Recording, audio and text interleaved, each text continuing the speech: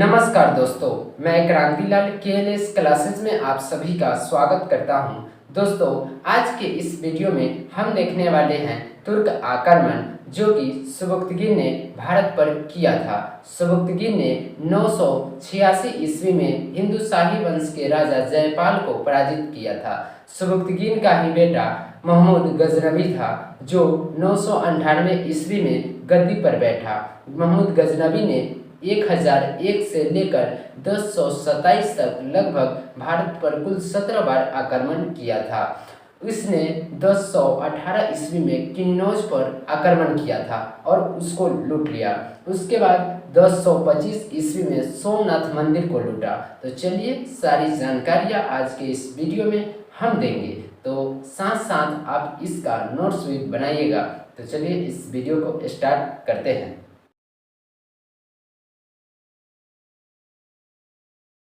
भारत पर तुर्क आक्रमण। भारत पर पहला बार तुर्क आक्रमण जो कि सुबुक्तगिन ने किया था।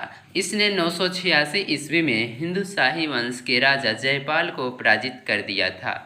सुबुक्तगिन का ही बेटा महमूद गजनवी था जो अफगान के गजनी का रहने वाला था। महमूद गजनवी ने 998 ईस्वी में गद्दी पर बैठा था। इसने 1001 से लेकर 1027 तक कुल 17 बार आक्रमण किया था। इसने 1018 ईस्वी में किन्नौज को लूट लिया। आगे 1025 ईस्वी में सोमनाथ मंदिर को लूट लिया। 1027 ईस्वी में इसने जाट के विरुद्ध अपना अंतिम आक्रमण किया। महमूद गजनवी के साथ कुछ इतिहासकार आए थे जैसे फिरदौसी, अलबरूनी, उत्वी। उत्वी ने एक किताब लिखा है जिसका नाम है उल यामिनी। फिरदौसी ने शाहनामा, जबकि अलबरूनी ने किताब उल हिंद। महमूद गजनवी को बुत सिक्कर या मूर्ति भंजक कहा जाता है। अब आपके मन में यह सवाल आएगा कि मूर्ति भंजक क्यों कहा गया है?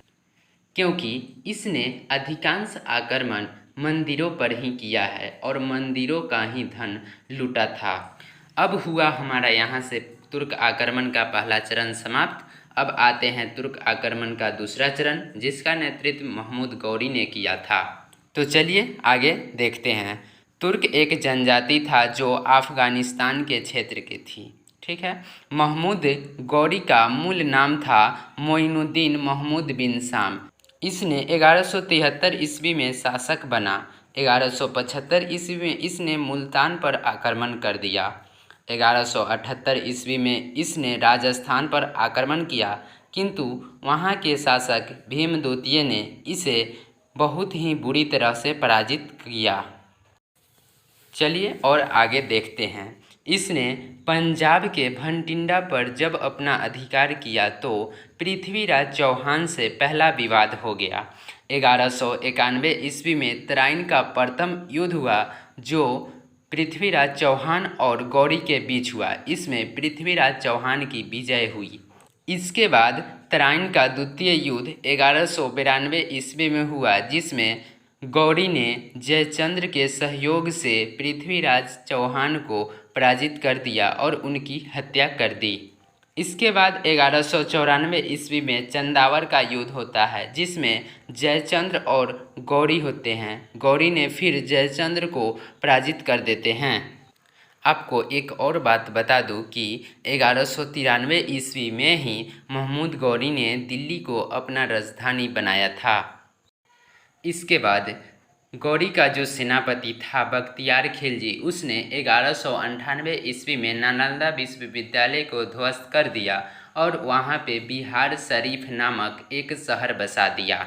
इसके बाद 1205 ईस्वी में महमूद गौरी ने अपनी अंतिम अभियान पंजाब के खोखर जनजाति के विरुद्ध किया और 1206 ईस्वी में दमयक नामक स्थान पर रामलाल खोखर ने गौरी की हत्या कर दी।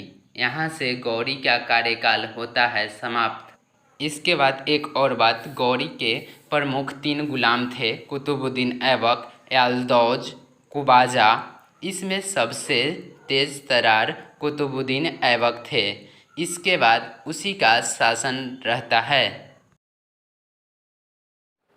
जैसे कि आप सभी ने देखा महमूद गजनबी। अगर वीडियो अच्छा लगा तो हमारे चैनल के एलिस क्लासेस को सब्सक्राइब कर ले, ताकि जो भी चैनल पे नया वीडियो अपलोड हो उसका नोटिफिकेशन सबसे पहले आप तक पहुंचे। तो अगला वीडियो हमारा होगा दिल्ली सल्तनत। तो चलिए फिर मिलते हैं न्यू वीडियो में और न्यू टॉपिक के साथ।